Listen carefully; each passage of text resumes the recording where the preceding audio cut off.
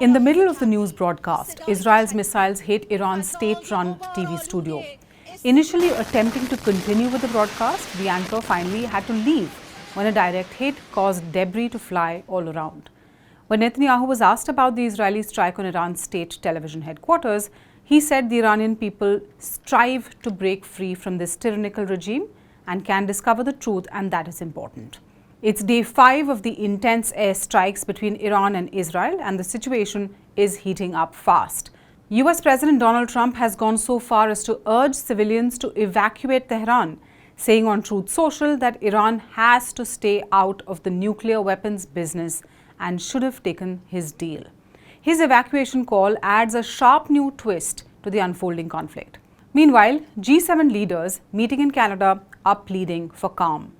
They've stressed Iran must never develop nuclear arms and reaffirmed Israel has a right to defend itself.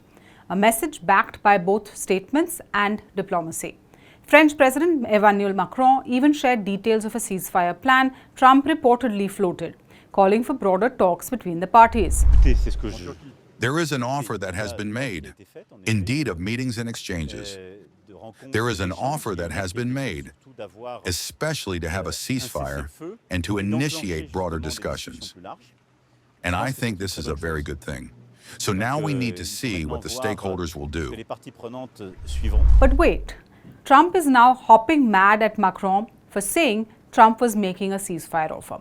And like all things Trump, he took to Truth Social to call Macron publicity seeking. Trump said his return to Washington had nothing to do with the ceasefire, but was much bigger than that.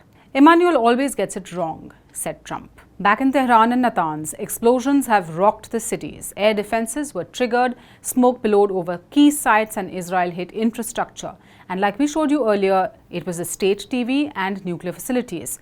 Iran says around 224 civilians have been killed so far, while Israel reports 24 civilian deaths and has evacuated about 3,000 residents.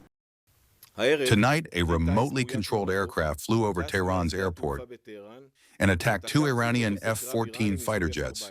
This is yet another deduction of the enemy's strategic fighting ability. On the diplomatic front, Iran is reaching out to Gulf neighbors, Oman, Qatar, Saudi Arabia, to pressure Israel into a ceasefire.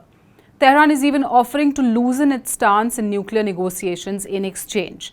US officials are reportedly talking with Iran via its envoy, Steve Witkoff, and Foreign Minister Araghchi, though details remain unclear at this point. The Foreign Minister of Iran, Abbas Araghchi, has said if Trump is genuine about diplomacy and interested in stopping this war, the next steps are consequential and must include a phone call to Netanyahu from America. Israel must halt its aggression, and absent a total cessation of military aggression against us, our responses will continue. That's what he wrote on social media. Iran's foreign minister also accused Netanyahu of duping successive American presidents with his charades. Benjamin Netanyahu is a wanted war criminal. He is a con man who has duped successive US presidents into fighting his own wars for almost 3 decades. By all indications, the purpose of Netanyahu's criminal attack on Iran, killing hundreds of innocent civilians, including women and children, is to scuttle a deal between Iran and the US, which he said were on the right path to achieve. He's playing yet another American president and even more American taxpayers for absolute fools. Meanwhile, US officials told Reuters that US President Donald Trump had vetoed an Israeli plan in recent days to kill Iran's supreme leader, Ayatollah Khamenei. US officials tell us that the president flatly rejected a plan, an opportunity that the Israelis had to take out the supreme leader.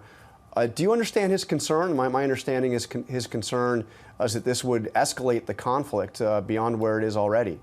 It's not going to escalate the conflict, it's going to end the conflict. Israel's Prime Minister Benjamin Netanyahu says he isn't surprised that Iran wants the missile strikes to end. He claimed that Israel had given diplomacy a chance, but Tehran had refused to act on it. Israel is prepared to escalate further. India has also asked Iranian universities to facilitate the evacuation of Indian students. Over 2,000 Indians study in Iran, many pursuing medical courses. For more such stories, subscribe to SNG News, hit the like button and follow for more news updates.